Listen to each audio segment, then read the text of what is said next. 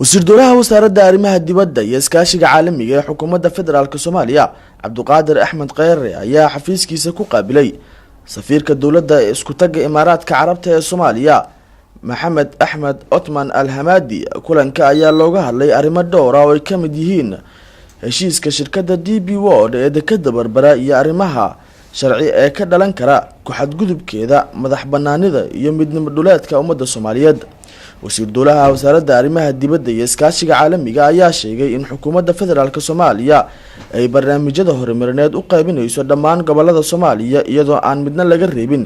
isla markaasina aqbali doonin wax waliba oo loo dhimo madax banaanida iyo tiirarkeeda qaran ayna ogolaan doonin heshiis kasta oo la baalmaro.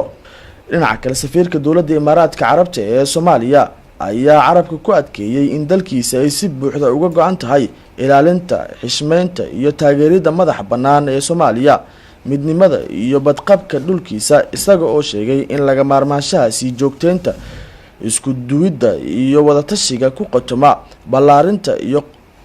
qoto dheereynta iskaashiga labada dal kaas oo hubinaya horumarka xiriirka Soomaaliya iyo Imaaraadka Carabta.